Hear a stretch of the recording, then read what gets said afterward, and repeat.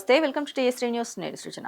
దేశ రాజకీయాల్లో సంచలనంగా మారిన జంతర్ మంతర్ ఘటనపై ప్రధానమంత్రి నరేంద్ర మోడీ అర్ధరాత్రి విడుదల చేసిన సెల్ఫీ వీడియో ఇప్పుడు దేశవ్యాప్తంగా చర్చనీయాంశంగా మారింది. తన దివంగత తల్లిని లక్ష్యంగా చేసుకుని జరిగిన వ్యాఖ్యలు తనను బాధించాయని చెప్పిన ప్రధాని అదే సమయంలో ఆ వ్యాఖ్యలు చేసిన యువతను శిక్షించడం కాదు, సరైన మార్గంలో నడిపించాల్సిన అవసరం ఉందంటూ భావోద్వేగ సందేశాన్ని ఇచ్చారు. తన ఇన్స్టాగ్రామ్ లో విడుదల చేసిన వీడియోలో ప్రధాని మోదీ మాట్లాడుతూ జంతర్ మంతర్ లో జరిగిన ఘటనను దేశం ప్రపంచం మొత్తం చూసిందన్నారు. కొంతమంది యువత అత్యంత అసభ్యకరమైన పదజాలాన్ని ఉపయోగించారని, తనపై వ్యక్తిగత విమర్శలు చేయడమే కాకుండా తన దివంగత తల్లిని కూడా అవమానించారని చెప్పారు. ఆ ఘటన తనను తీవ్రంగా బాధించిందని పేర్కొన్నారు. అయితే చిన్నతనంలో తప్పులు జరగడం సహజమేనని, కానీ ఆ తప్పులను సరిదిద్దుకునే అవకాశం కూడా అదే వయసులో ఉంటుందని ప్రధాని వ్యాఖ్యానించారు.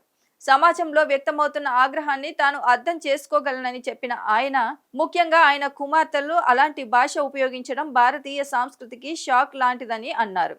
అయినప్పటికీ వారిని దూరం చేయడం లేదా కఠిన శిక్షణలకు గురి చేయడం పరిష్కారం కాదని ప్రధాని స్పష్టం చేశారు. కోర్టుల చుట్టూ తిప్పడం, సమాజంలో అవమానించడం వల్ల పరిస్థితి మారదని, బదులుగా వారిని దగ్గరకు తీసుకొని సరైన మార్గంలో నడిపించాలని పిలుపునిచ్చారు. తాను వారిని క్షమించేందుకే సిద్ధంగా ఉన్నానని, సమాజం కూడా వారిని అంగీకరించాలని కోరారు. ఈ సందర్భంగా ఒక ఉదాహరణ చెప్తూ, కొన్నిసార్లు నాలుక పళ్ళ మధ్య ఇరుక్కొని గాయపడుతోంది. అందుకని మనం పళ్ళను విరగ్గొట్టం కదా, ఎందుకంటే పళ్ళు నాలుక రెండు మనవే, అలాగే ఈ పిల్లలు కూడా మనవారే అని ప్రధాని వ్యాఖ్యానించారు. దారి తప్పిన వారిని సరైన మార్గంలో నడిపించడం కష్టమైన పని అయినా అదే సమాజం బాధ్యత అని ఆయన చెప్పారు. చివరగా దేశ యువతకు ప్రత్యేక పిలుపునిచ్చిన ప్రధాని, దేశం వేగంగా అభివృద్ధి చెందుతోందని, యువత కూడా జీవితంలో ఉన్నత స్థాయికి చేరుకోవాలని తాను కోరుకుంటున్నానని అన్నారు.